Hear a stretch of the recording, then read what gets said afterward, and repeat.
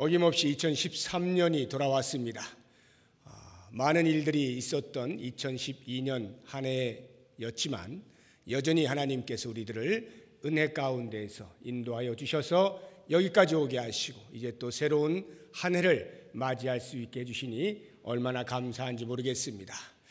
오늘 제가 여러분들과 함께 2013년 첫 시간에 하나님께서 우리에게 주실 말씀이 무엇인가를 묵상하는 본문으로 신명기 32장 8절에서 14절까지의 말씀을 정하였는데, 이 신명기 32장은 하나님께서 모세를 통해서 이스라엘 백성들을 불러 모으게 하시고 가나안 땅에 들어가기 직전 모압 땅에서 너희들이 이제 가나안 땅에 들어가게 되면 이렇게 노래하며 살아라 하고 모세에게 들려주신 말씀입니다. 그러니까 32장 전체는 말씀은 말씀인데 형식이 노래로 되어 있어요. 노래의 말씀이라 이렇게 이해를 하시면 되겠습니다. 그 가운데서 제가 8절에서 14절에 있는 말씀만 여러분들과 함께 좀 생각을 해보려고 합니다. 왜 하나님께서 모세로 하여금 가나안 땅에 이제 막 들어가게 될 이스라엘 백성들을 불러놓고 노래의 말씀을 주셨을까 생각해 보면, 이 노래라고 하는 것은요 잘 잊어버리질 않죠. 노래를 부르게 되면 그 노래가 어떤 것을 외우는 것과는 달리 리듬과 함께 저절로 가사들이 기억나고 그래서 쉽게 잊어지지 않는 특징이 있습니다. 하나님께서 이스라엘 백성들로 하여금 가나안 땅에 들어가면 결코 이것을 잊지 말아라 라고 하는 말씀을 노래로 담아서 들려주시는 거예요. 그러니까 그 이스라엘 백성들이 평생에 기억해야 할 내용이다 라고 생각을 하시면 되겠습니다. 그 노래의 가장 큰 주제, 제목이 무엇이냐라고 말을 한다면 우리는 하나님의 분깃입니다. 우리는 하나님의 택하신 백성입니다. 우리는 하나님의 기업입니다 라고 하는 거예요. 바로 이 주제를 따라서 이것을 잊지 말고 평생에 노래하라 라고 말씀을 하고 있는 것입니다. 9절을 보십시오. 우리 같이 한번 큰 소리를 읽어보겠습니다. 여호와의 분깃은 자기 백성이라, 야곱은 그가 택하신 기업이로다. 아멘. 여호와의 분깃은 자기 백성이라, 이스라엘 백성을 말하는 거죠. 야곱은 할 때 이 야곱이 사람 야곱을 가리키는 것이 아니라 이스라엘 민족을 가리키는 거예요. 이스라엘은 하나님께서 택하신 기업이라 이렇게 말씀하는 것입니다. 자, 하나님께서 기업으로 삼으신 것이 이스라엘 민족이라는 말이 과연 어떠한 의미인가? 신약에서는 이렇게 우리에게 이야기를 해주고 있죠. 베드로전서 2장 9절에 보면 너희는 택하신 족속이요 왕같은 제사장들이요 거룩한 나라요, 그 다음 그의 소유된 백성이니, 하나님의 소유가 된 백성이라고 우리들을 가르쳐주고 있습니다. 그러니까 구약에서는 이스라엘 민족이 신약에 와서 예수 그리스도 안에 들어온 모든 사람들을 대표하여서 하나님의 백성이라고 불리어졌다고 한다면, 이제는 신약에 와서 그리스도 안에 있는 우리 모든 성도들이 하나님의 소유라, 하나님의 기업이라 이렇게 말씀을 하고 있는데, 과연 하나님의 기업, 하나님의 분깃이라고 하는 말이 어떠한 것들을 의미하는가라고 하는 것을 이제 오늘 본문의 말씀을 통해서 한 세 가지로 생각을 해보도록 하겠습니다. 가장 먼저 우리가 하나님의 기업이다 라고 하는 말은 우리가 곧 이 세상의 주인공이다 라고 하는 말입니다. 하나님께서 이스라엘 백성들에게 그와 같은 것을 노래하라고 한 것은 이제부터 너희가 가나안 땅에 들어가면 너희가 그 땅의 주인공이 될 것이다 라는 것을 말씀하고 있는 것입니다. 하나님께서 역사를 이끌어 가실 때에 누구를 중심하여 이끌어 가시느냐라고 하는 것입니다. 우리들은 보통 생각을 할 때 이 세상이 우리에게 주고 있는 가치관이라고 하는 것은 힘 아닙니까? 힘의 논리예요. 그래서 힘이 센 사람이 힘이 약한 자를 지배하면서 살아가게 되어 있고 역사는 그렇게 진행되어 간다라고 생각하기가 쉽습니다. 그러나 하나님께서는 그렇게 말씀하지 아니하시고 내가 너희를 중심하여서 역사를 이끌어 가겠다라고 말씀을 하시는 겁니다. 8절을 한번 보십시오. 8절 말씀 우리 다 같이 큰 목소리로 읽겠습니다. 시작.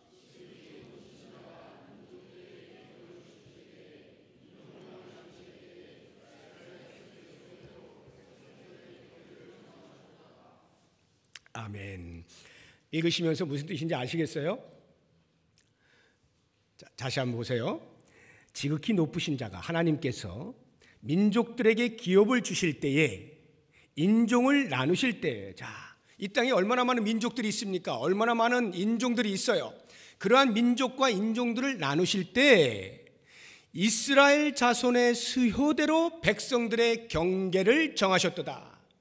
미국 땅 이만큼, 아프리카 땅 이만큼, 브라질 땅 이만큼, 대한민국 땅 이만큼, 이렇게 민족들의 경계들을 정하시는데 그 정하신 기준이 뭐냐라는 거예요. 이스라엘 자손의 수효대로.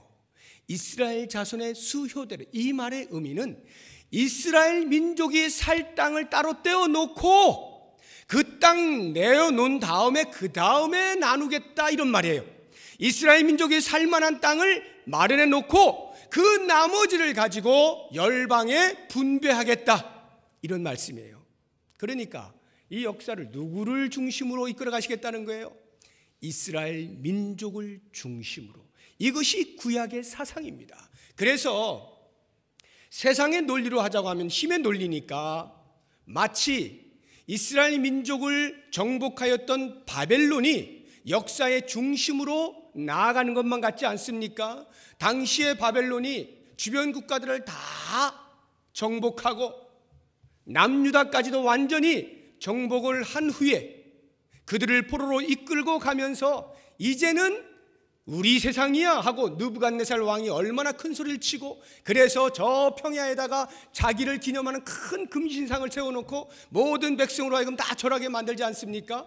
역사의 주인공이 바로 나다, 이렇게 외쳤던 거죠. 그런데 어떻습니까? 성경은 그렇게 말하지 않잖아요. 하나님께서 바벨론으로 남유다를 정복하게 만드신 것은 남유다 이스라엘 백성들이 하나님 경외하는 것에서부터 멀어질 때 하나님께서 정신 차리라고 징계로서 사람 막대기, 인생 채찍을 든 것이 바벨론이었어요. 그래서 바벨론이라고 하는 나라를 통해서 정복하게 만드시고 정해진 기간이 있었죠. 70년입니다. 그 70년 동안 바벨론은 전 세계를 호령하면서 최강대국으로서 인생의 중심에 서 있는 듯 싶었습니다. 그런데 어떻습니까? 70년이 다 차니까 하나님께서는 다시 이스라엘 백성들을 역사의 한 중앙 가운데 세우시기 위하여 그동안에 그들을 중심으로 역사가 움직여졌던 것만 같았던 바벨론이라고 하는 나라를 메대와 바사라고 하는 나라에 의해서 정복당하게 만들지 않습니까? 그리고 시간이 지나서 로마가 또 전 세상을 지배했을 때 로마의 사람들은 내가 로마 시민이다라고 하는 것만 가지고도 우쭐댈 만큼 세계의 중심 가운데 서 있었던 것만 같았습니다.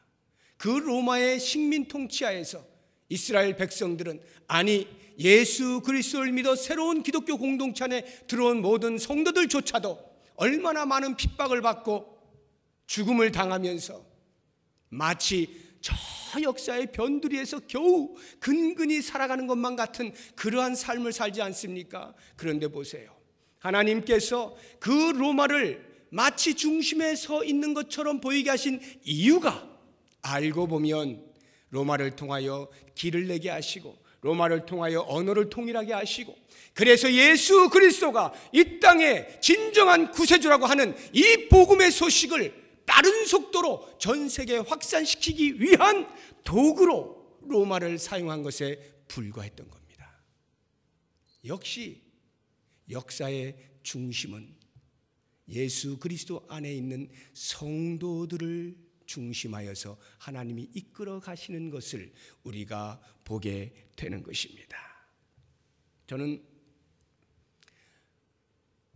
그런 면에서 오늘 이 시대에 살고 있는 우리 성도들이 역사의 주인공이라고 하는 것에 조금의 의심의 여지가 없음에도 불구하고, 아마 이 자리에 앉아 계신 분들 가운데 내가 역사의 주인공이다, 참 듣기 좋다, 듣기 좋구나, 그렇지만 속으로는 어때요? 내가 무슨 주인공이야, 이런 생각 들지 않아요? 나 같은 것이 무슨 주인공이야. 지금 주인공같이 사는 사람들이 얼마나 많은데 나는 그저 있는 듯 없는 듯 평범하게 사는 존재에 불과한데 라는 생각을 하실지 모르겠어요. 제가 그런 분들을 위해서 한번 예를 들어봅니다. 여러분 드라마 좋아하시죠? 드라마에 보면 반드시 주인공이 있어요. 주연이 있잖아요. 연예인들, 탤런트들이 이 한 드라마의 주연 되기 위해서 얼마나 몸부림을 치는지 모릅니다. 대단한 노력을 해서 겨우겨우 주연 하나 따면 앞으로는 이 주연 자리에서 떨어지지 않으려고 무던히 애를 쓰는 것이에요. 그만큼 주연이 중요합니다. 왜? 모든 사람들의 시선을 한 번에 받을 수 있기 때문에 그런 것이죠. 그런데 만약에 어떤 드라마의 흐름이 말이죠, 주연은 주연인데 그 주연의 역할이 만약 거지라고 해보세요. 거지라고 한다면 어떻겠습니까? 아유, 무슨 주연이 거지예요. 나는 거지는 못합니다. 혹시 이럴 사람이 있을까요? 탤런트 가운데 주연이 거지의 역할이라고 해서 나 그건 안 합니다. 무슨 갑부집 아들 되는 거, 갑부집 딸 정도 되는 좀 고귀한 그러한 신분이면 저를 좀 써주세요. 이런 사람은 평생 주연 못하죠. 주연은요, 드라마 속에서 어떤 역할을 하든지 상관없어요. 그건 주연인 겁니다. 그 사람을 중심으로 이야기가 전개가 된다, 이런 말이에요. 그런데 정작 드라마를 보는 우리들은 그걸 알죠. 저 사람이 주연이구나. 저 사람 중심으로 해서 지금 드라마가 계속 써내려 가는 것을 우리는 보면서 다 알아요. 그런데 그 드라마 안에 들어와 있는 사람 한번 생각해 보세요. 그 거지가 실제 그 거지가 자기가 주연인지를 모르죠. 왜요? 그 드라마 속에서 자기는 거지예요. 그래서 사람들로부터 온갖 조롱을 받고 무시를 당하고 있는 듯 없는 듯 그렇게 겨우겨우 근근히 하루하루를 먹을 것 얻어가면서 사는 불쌍한 존재가 거지입니다. 그런 역을 하게 되어 있어요. 그렇게 사는 것입니다. 많은 사람들로부터 거지 취급을 받고 있는 그 거지가 어찌 자기가 그 모든 인생의 주인공으로 지금 살아가고 있다라고 생각을 하겠어요? 아무도 못하는 거죠. 절대로 못하는 겁니다. 그저 나 죽이지 아니하고 살려만 주면, 밥 한 끼만 주면 나는 그저 감사하고 그렇게 사는 존재로 그 역을 감당하고 있을 거예요. 그런데 전체를 다 보고 있는 우리들은 그 사람이 주인공인 것을 너무나 잘 알지 않습니까? 비록 그 사람 자체는 그 역 안에서, 그 드라마 안에서 자기가 주인공인지 모른 채 살아가고 있다 할지라도 우리는 안다, 이 말이에요. 마찬가지입니다. 하나님께서 우리를 하나님의 드라마 속에 주연으로 삼아 주시고 우리를 중심으로 해서 이야기를 이끌어 가심에도 불구하고 우리들은 정작 그 안에서 역할을 하면서 내가 주연인지를 모른 채 살아갈 수가 있는 거예요. 그런데 만약 그 거지가 나를 중심하여 이야기가 전개되고 있다는 것을 만약 알고 있다면, 오늘 내가 설령 손을 내밀어 누군가에게 구걸을 한다 할지라도 그 이야기가 전개되어지면서 점점 자신이 부각되어질 것을 알아 손 내미는 것이 부끄럽지가 않은 거예요. 오늘 하루 한 끼를 먹기 위해 전전긍긍하는 그 삶에도 불구하고 자신감으로 충만한 겁니다. 왜요? 이야기의 전체를 알기 때문에. 결국에는 나를 중심으로 이야기가 전개된다는 것을 안다면 그 사람은 참으로 자신감 있게 살게 될 것입니다. 사랑하는 여러분, 우리가 지금 이렇게 볼 때에, 내 삶의 모습을 볼 때에 전혀 이 세상의 주인공같이 보이지 않는 그런 모습을 가지고 있다 하여서, 그래서 그것이 주인공이 아닌 것이 아닌 겁니다. 하나님께서 우리를 주연으로 삼으시면 그것이 곧 주연인 거예요. 하나님의 역사가 지금 진행되고 있지 않습니까? 그 역사 가운데 성도들을 역사의 무대 중앙에 세워놓고 우리를 주인공이라 여기시고 주연의 역할을 하게 만드시고 있으니, 우리들은 그 사실을 기억할 때 마음속에 말할 수 없는 감사와 감격과 자신감으로 충만해야 하는 것이죠. 2012년을 마감했습니다. 2013년 새로운 한 해를 출발합니다. 과연 나는 2013년에도 여전히 주인공의 역할을 하고 있는가? 하나님은 나를 주인공으로 삼으시는가? 의심의 여지가 없이 주님 감사합니다. 나를 주인공으로 세워주시니 감사합니다. 제가 2013년에도 주께서 원하시는 삶을 살아드리겠습니다 라고 하는 그런 고백을 할 수 있는 복된 시간이 되시기를 바랍니다. 저를 따라하겠습니다. 나는 주인공이다. 나는 역사의 중심이다. 아멘. 두 번째로, 하나님께서 나를 기업으로 삼으셨다. 내가 하나님의 기업이다 라고 하는 말의 의미는 하나님께서 나를 사랑하신다라는 말의 뜻입니다. 하나님이 나를 사랑하신다. 10절을 보십시오. 10절 다 같이 한번 읽어보겠습니다.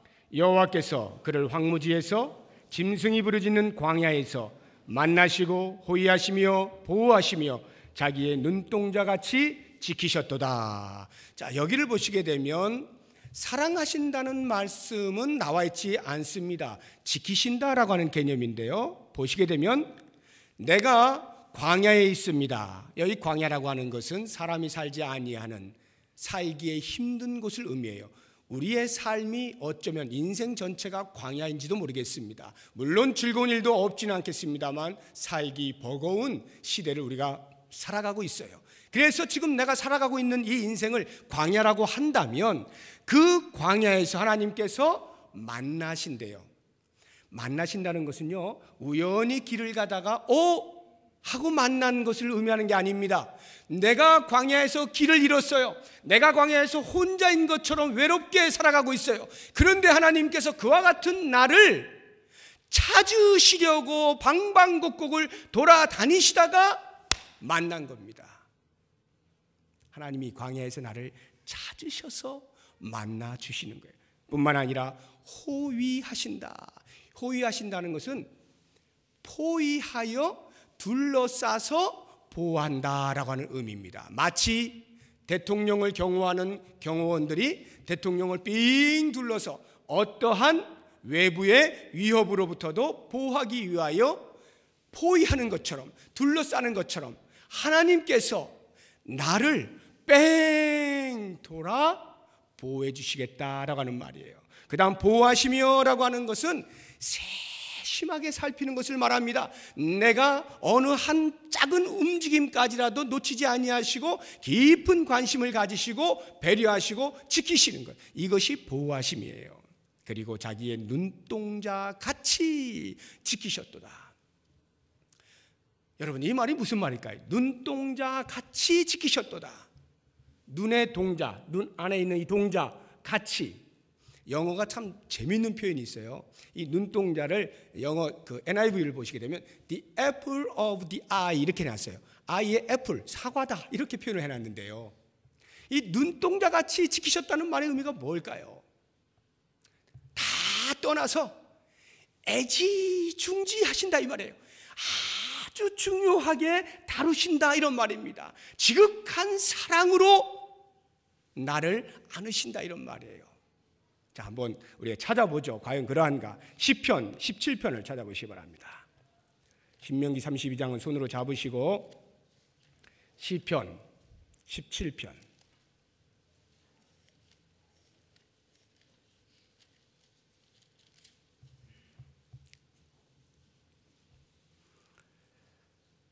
자, 7절과 8절을 같이 한번 봅니다. 시편 17편 7절과 8절 시작. 주께 피하는 자들을 그 일어나 치는 자들에게서 오른손으로 구원하시는 주여, 주의 기이한 사랑을 나타내소서. 나를 눈동자같이 지키시고 주의 날개 그늘 아래에 감추사. 그 보시면 나를 눈동자같이 지키시는데 그게 곧 뭐라는 거예요? 그 앞에 보니까 주여 주의 기이한 사랑을 나타내소서. 눈동자같이 지킨다는 말은 곧 주께서 나를 기이하게 사랑하신다 이 말입니다. 한 군데를 더 찾아보죠. 신명기 7장으로 가보시기 바랍니다. 신명기 7장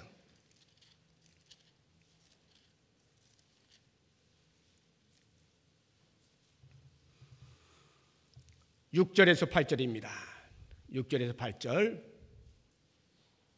시작. 너는 여호와 내 하나님의 성민이라. 내 하나님 여호와께서 지상 만민 중에서 너를 자기 기업의 백성으로 택하셨나니 여호와께서 너희를 기뻐하시고 너희를 택하심은 너희가 다른 민족보다 수요가 많기 때문이 아니니라. 너희는 오히려 모든 민족 중에 가장 적으니라. 여호와께서 다만 거기까지요. 왜 하나님께서 이스라엘 민족을 자기의 기업으로 삼으셨다고요? 그 이스라엘 민족이 똑똑해서, 이스라엘 민족이 자랑스러워서, 이스라엘 민족이 수요가 많아서? 아니요. 오직 한 가지 이유인데 여호와께서 다만 너희를 사랑하심으로 말미암아. 왜 하나님께서 이스라엘 민족을 자기의 기업으로 삼으시고 그렇게 보호하시고 지키시고 호위하시고 인도하시느냐? 그것은 이스라엘 백성을 향한 하나님의 사랑 때문이라 말씀하는 거예요. 한 군데 더 찾아보죠. 신명기 1장입니다. 신명기 1장 31절. 신명기 1장 31절 시작. 광야에서도 너희가 당하였거니와 사람이 자기의 아들을 안는 것 같이 너희 하나님 여호와께서 너희가 걸어온 길에서 너희를 안으사 이곳까지 이르게 하셨느니라. 하나님께서 이스라엘 백성들이 애굽에서 나와서 광야의 삶을 사는 그 모든 생애 가운데서 얼마나 많은 어려운 일들이 있었습니까? 그럴 때마다 전부 하나님께서 어떻게 해요? 마치 아들을 낳는 아버지의 심정으로 이스라엘 백성들을 안아서 어디까지? 지금 가나안 땅 바로 직전까지 오게 하셨다. 그러면 그 하나님이 이제 곧 가나안 땅으로 인도하실 것이다. 하나님의 사랑하심이 광야의 모든 삶을 지켜주시는데 그 지켜주심이 마치 아버지가 아들을 안는 것처럼 하나님께서 당신의 백성들을 안아서 그 모든 어려움으로부터 안전하게 하나님이 원하시는 그 약속의 땅에까지 인도하신다 이 말씀이에요. 사랑하는 여러분, 2012년 다사다난했죠. 많은 일들이 일어났죠. 그러한 일들 가운데 하나님께서는 우리가 그때그때마다 죽는다라고 신음하는 순간에도 여전히 안으셔서 지금 이 자리에까지 오게 하신 거예요. 때로는 사탄이 우리를 엄청나게 공격합니다. 물질을 가지고 공격을 합니다. 건강을 가지고 공격을 합니다. 어쩌면 우리하고 가장 가까이 있는 가족들을 가지고 공격을 합니다. 때로는 교회 안에서 가장 사랑하며 살아야 할 성도들을 통해서 공격을 합니다. 갖가지 술수를 다 써가면서 사탄이 우리를 넘어뜨리려고 위협하고 달려드는 그 모든 공격으로부터 하나님께서는 우리도 모르는 사이에 그 큰 팔로 안으셔서 여기까지 오게 하신 거예요. 얼마나 놀랍습니까? 이것이 모두 우리를 사랑하시는 하나님의 사랑 때문인 것을 우리에게 알게 하시는 거예요. 사랑하는 여러분, 2012년 한 해를 이렇게 사랑하셔서 지켜주셨다고 하면 2013년 한 해 우리 하나님이 계속해서 그 사랑으로 안으시고 가게 하실 것 분명하지 않겠어요? 그러니까 혹시라도 우리가 여전히 염려 가운데 많은 문제들이 산적해 있는 상황 속에서 2013년을 맞이했다 할지라도 염려하지 마십시오. 하나님께서 우리를 안아 또 한 해를 살아가게 하실 거예요. 그래서 저는 다윗의 고백을 우리가 같이 한번 해봤으면 좋겠어요. 저를 한번 따라해 보시기 바랍니다. 내가 사망의 음침한 골짜기로 다닐지라도 해를 두려워하지 않을 것은 주께서 나와 함께 하심이라. 주의 지팡이와 막대기가 나를 안위하시나이다. 아멘. 이 말씀을 1년 동안 노래하며 사실 수 있기를 바랍니다. 이제 마지막 세 번째로, 우리가 하나님의 기업이라는 말의 의미는 하나님께서 우리를 훈련시키신다라고 하는 의미를 담고 있습니다.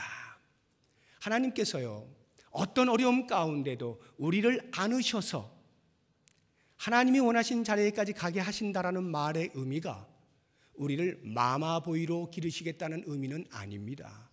아무것 안 해도 계속해서 우리를 안으셔서 언제든지 그렇게 편안하게 살게 하시겠다, 그런 의미가 아니에요. 마마보이를 만드시는 것이 아니라 하나님께서는 당신의 자녀다움으로 기르시겠다는 의미가 너희는 나의 기업이다, 이 말씀의 의미인 것입니다. 이렇게 하나님의 자녀다움이라고 하는 것을 성취하기 위하여 반드시 동반되는 것이 훈련이라고 하는 겁니다. 그래서 하나님 우리를 훈련시키셔요. 그것을 이 신명기 32장에 보면 무엇에 비유하고 있느냐면 어미 독수리가 새끼 독수리를 훈련하는 것에 비유하여 말씀하고 있는 것입니다. 한번 보십시오. 11절 우리 다 같이 한번 읽어봅니다. 마치 독수리가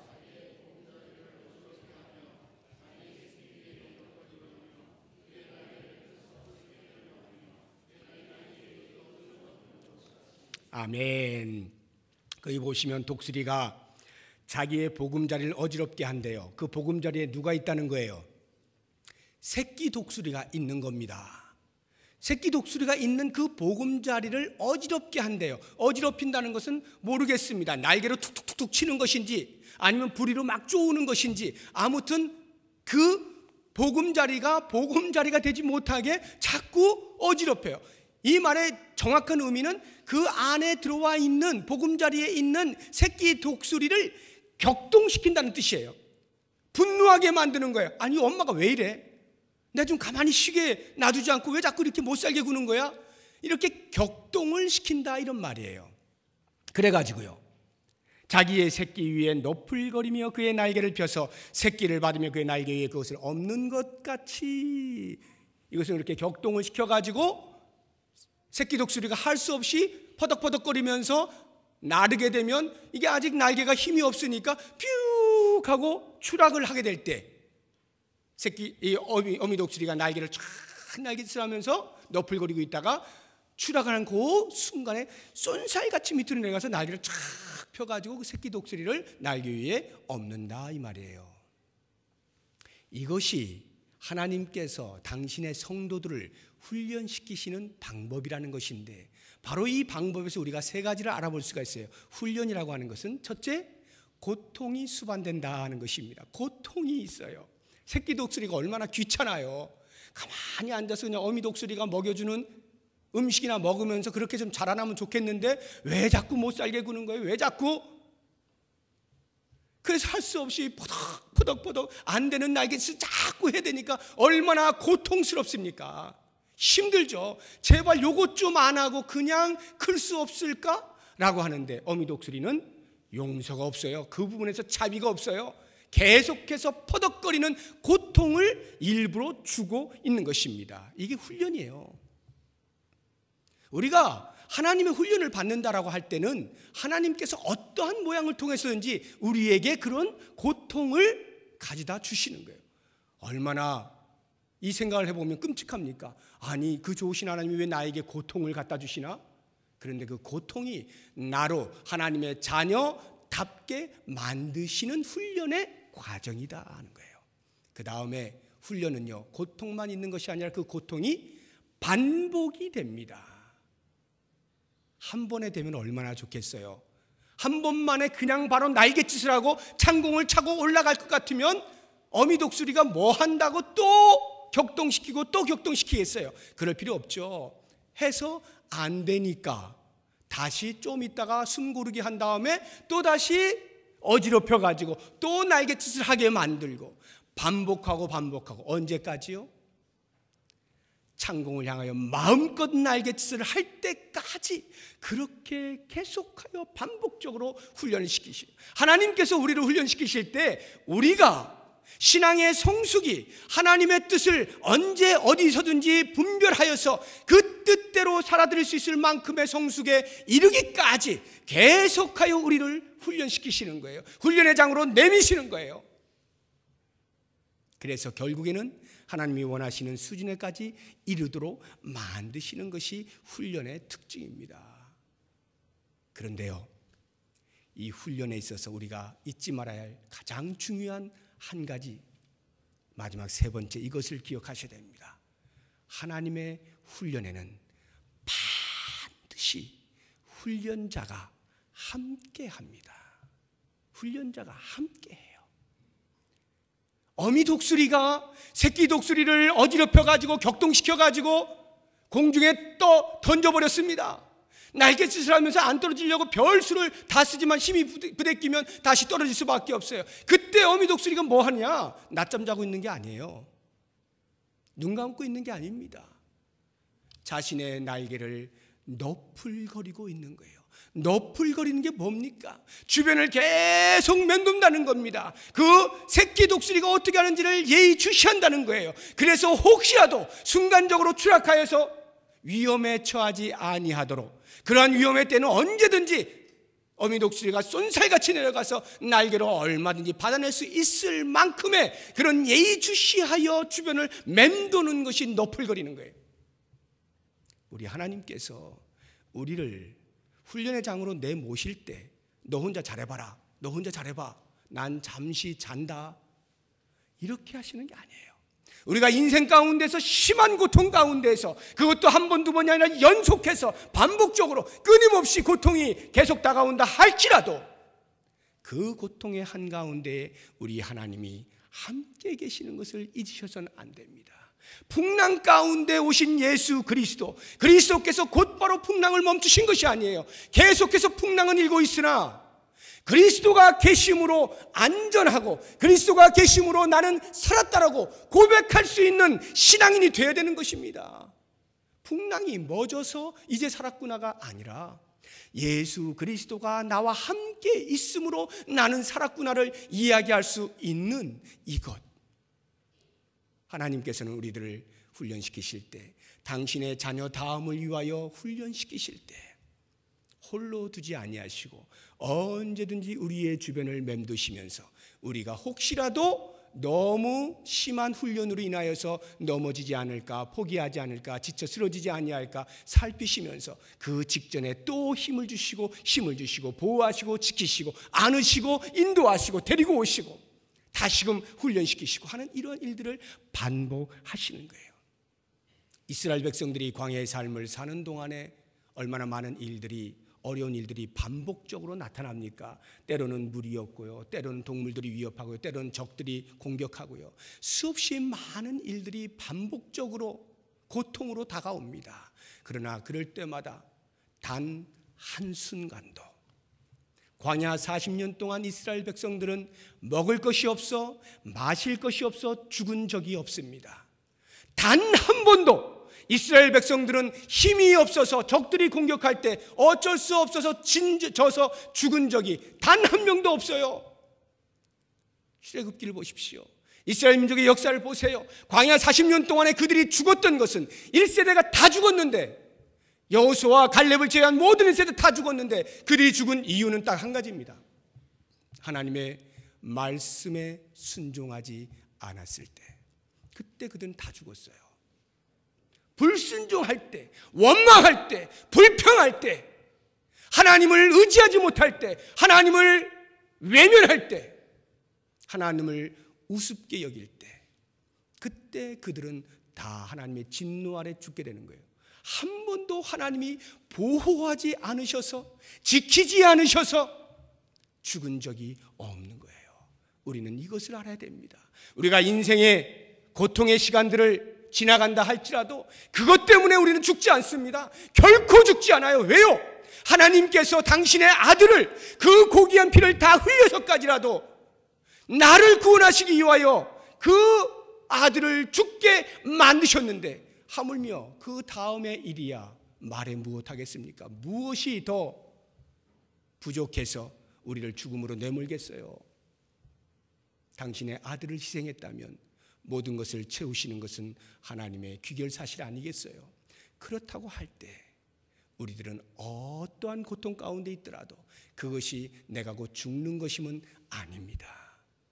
어떤 어려운 문제가 닥친다 할지라도 그것 때문에 내가 쓰러지는 건 아니에요. 정말 내가 쓰러진다면 그것은 그 자리에서 하나님이 안 계신다고 생각하는 나의 불신앙이 나를 죽이는 겁니다.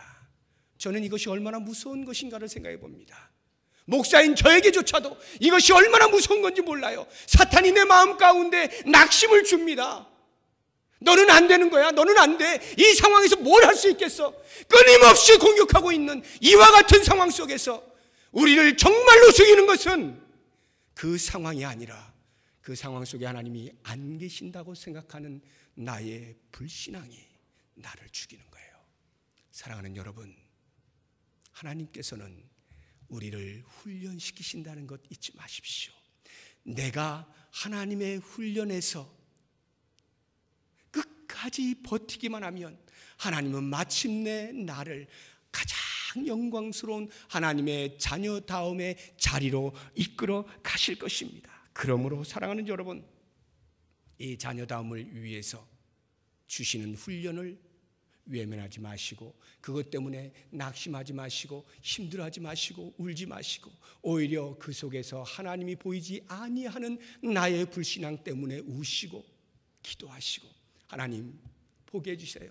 제가 하나님의 능력을 의지합니다. 하나님의 얼굴을 보기를 원합니다. 이렇게 간절히 기도하시는 2013년 한 해가 되시기를 바랍니다. 저를 따라 한번 해보시기 바랍니다. 나는 하나님의 자녀다. 나는 절대 포기하지 않는다. 오늘 주신 하나님의 말씀, 내가 하나님의 기업으로, 우리 모두가 하나님의 기업으로 하나님께서 우리에게 주시는 이 은혜의 말씀들을 온전히 기억하면서 승리하여 하나님께 영광 돌리는 2013년 한 해가 되시기를 주님의 이름으로 축복합니다. 기도하겠습니다. 하나님 고맙습니다. 능력의 말씀으로, 권능의 말씀으로 우리에게 위로하여 주시고 힘을 주시는 것 감사합니다. 새로운 한 해를 맞이하면서 우리의 마음 가운데 있는 모든 두려움과 위협과 엄습해오는 사탄의 공격들로부터 낙심하지 아니하고 좌절하지 아니하고 포기하지 아니하고 하나님의 능력을 의지하여서 승리할 수 있는 한 해가 되게 하여 주시옵소서. 예수님의 이름으로 기도드립니다. 아멘.